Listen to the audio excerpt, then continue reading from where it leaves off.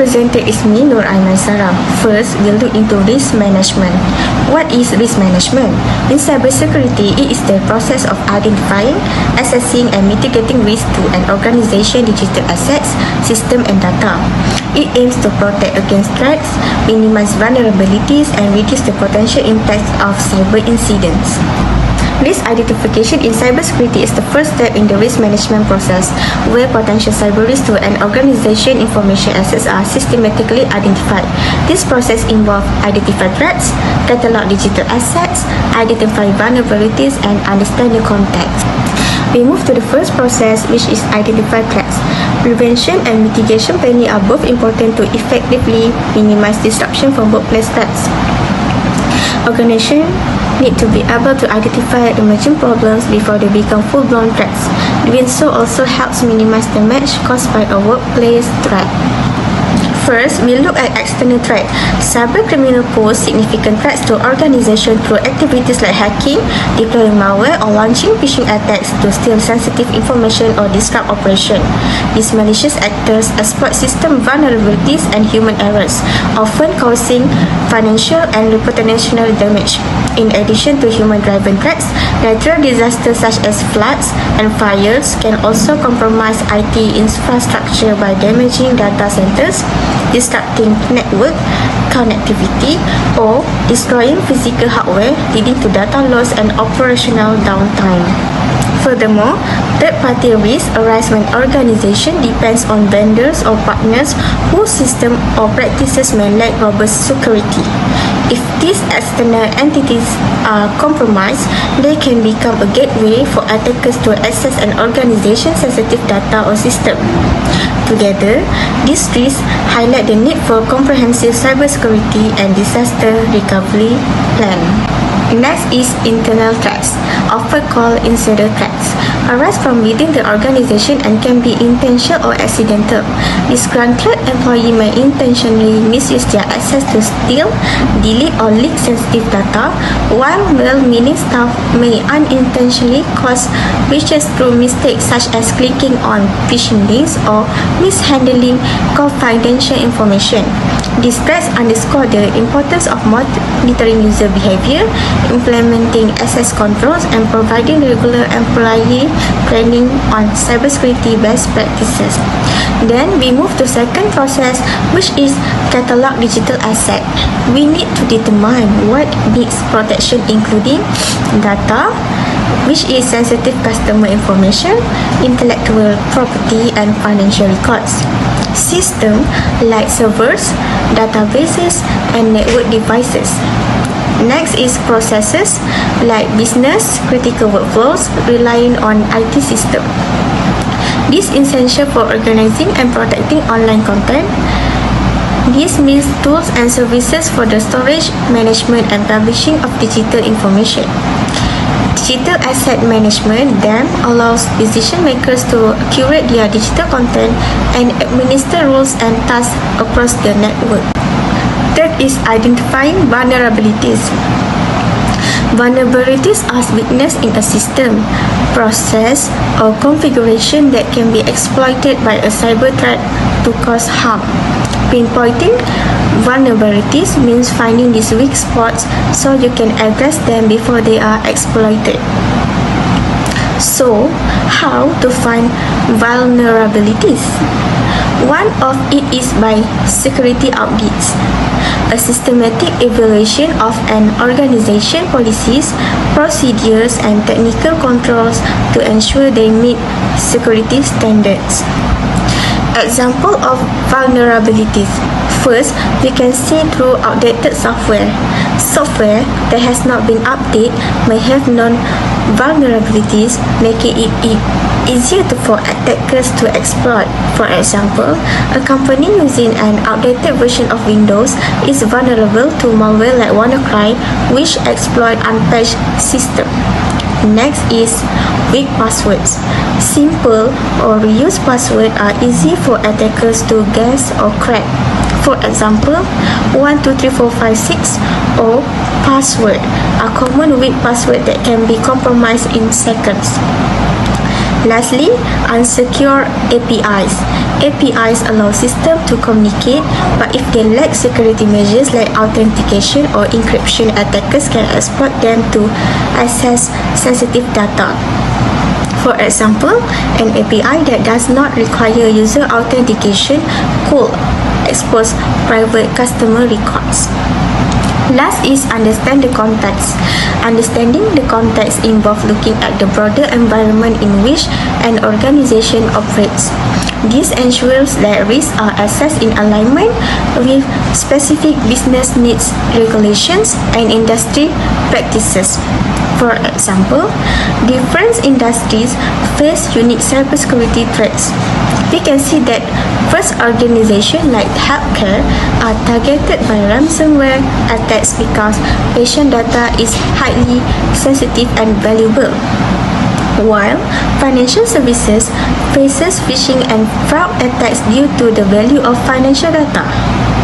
And retail often targeted for credit card data through point of sale system. Next is risk assessment.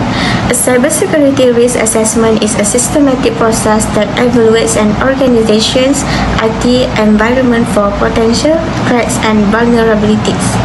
The goal is to identify and prioritize risks to an organization's digital assets and develop strategy to mitigate them.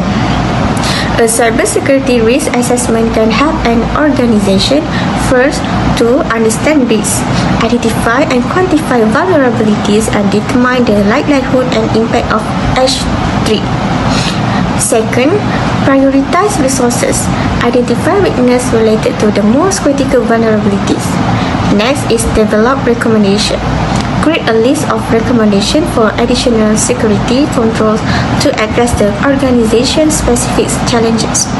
And lastly, create a risk-aware culture. Involve everyone in the organization in considering how cybersecurity risk can impact the organization objective. Now, I will continue to the next topic, which is documenting the result of the risk assessment. Documenting the result of the risk assessment involves recording the findings, decision, and action derived from the assessment process. It ensures that the evaluation is transparent, sustainable, and actionable. Now, I will explain the 10 types of documenting the result of a risk assessment. Number 1, identification of risk. It was a detailed list of identified risks, including their resource, potential impact, and effect assess or process. Second, risk analysis. Risk analysis is a description of the likelihood and consequences of each risk. It also uses the qualitative or quantitative measure to categorize risk level. For example, low, medium, and high. The third one is risk evaluation. It was comparison of risk against established criteria to prioritize them. It also uses reasonable for categorizing risk as acceptable or requiring mitigation. Also, we have control measure. It was assessing control and their effectiveness in managing the risk. Control measure also recommendations for addition measure or changes to improve the control. 5. Action plan. Action plan is specific action to mitigate, transfer, avoid, or accept the risk. It also used for responsibilities against to individual or team. Next, residual risk. Residual risk is a risk remaining after implementing control measure. It also assessment of their acceptability. Besides stakeholder input, is a documentation of discussion, input, or agreement from stakeholders involved in the risk assessment. Next, supporting data. It was evidence, analysis, or tools used to identify and evaluate risks, such as checklist, flowchart, and calculation. The second last, which is review and update. Review and update is a date of a risk assessment and any planned review dates. It also notes on periodic review or update to the document as a condition changes. Last but not least, summary and conclusion. Summary of a key finding and overarching conclusions. It also highlighting critical risk and recommendation the action. So from that topic, this documentation serves as a reference for decision making, compliance, and ensuring accountability. It is often required for audit, regulatory, or stakeholder communication. Moving to the next topic, which is risk control strategy. With risk control strategy, a structured approach designed to manage and minimize risk in any organization, project, or system. This strategy aims to reduce the likelihood of a risk occurring on to lessen their impact when they do. There are 4 key strategies. Number 1, avoidance. Avoidance involves completely eliminating the activity or condition that cause the risk. This approach is used when the risk is too high and cannot be mitigated. For the example, a company decides not to launch a product in a politically unstable region to avoid potential financial and reputation loss. Second one, reduction or mitigation. Reduction focus on lowering the probability of the risk occurring or minimizing its impact if it does happen. This is achieved by implementing preventive or corrective measure. For the example, install fire suppression system in a building to limit damage in case of a fire. Another, conducting regular employee training to reduce workplace accident.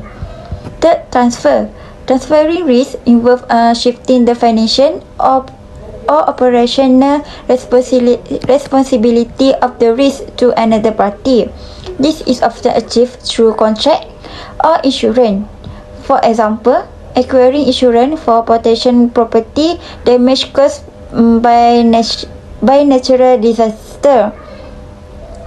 Also, partnering with other organizations to share liability in a joint project. Last, acceptance. Acceptance involves recognizing the existence of a risk and choosing not to take any proactive measure to control it. This strategy is typically used when the cost of mitigation exceeds the potential impact of the risk. For the example, a small manufacturing firm accepts minor variation in a raw material price as a part of a regular operating cost. Also, a business decides not to address a rare software that do not significantly affect the user. In the conclusion, risk control strategy play a clear role in ensuring that risks are identified, evaluated, and effectively managed. By carefully selecting the strategy, the organization can protect their assets, maintain operation, and achieve their objective while minimizing potential for the loss. Next, my name is NURUL KHAIZAM BINTI ZAMERI. So now I will continue with managing risk.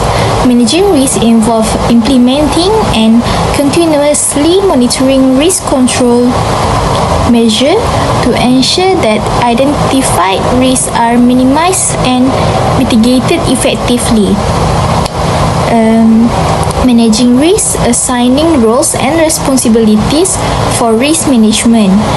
Next, managing risk, ensuring adherence to policies and procedure for risk mitigation.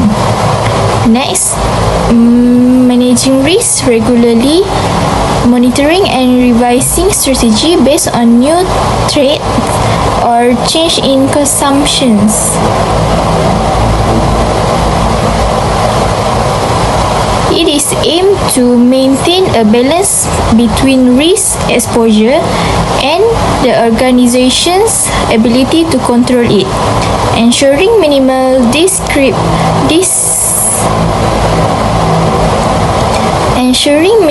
disruption to operation. Next, I will continue with feasibility and cost-benefit analysis. This involves evaluating whether the proposed risk control measures are practical and economically viable. For the first one is feasibility, assessing whether the organization has the resources like technical, human and financial to implement the risk control strategies. The second one is cost-benefit analysis. This comparing the cost of implementing a control measure with the potential benefit. For example, reduce risk, cost saving and improve efficiency. This purpose to ensure that the benefit of risk management outweigh the cost, thereby justify the investment in control measure. After that, I will continue with recommended risk control practices. The first one is regularly updating the risk assessment to reflect new or evolving threats. The second one is employing a layered defense approach like combining physical, technical and administrative control. The third one is training employees on risk awareness and response protocol. The last one is ensuring compliance with industry standards and regulation. This is to provide a framework or guideline that the organization can control.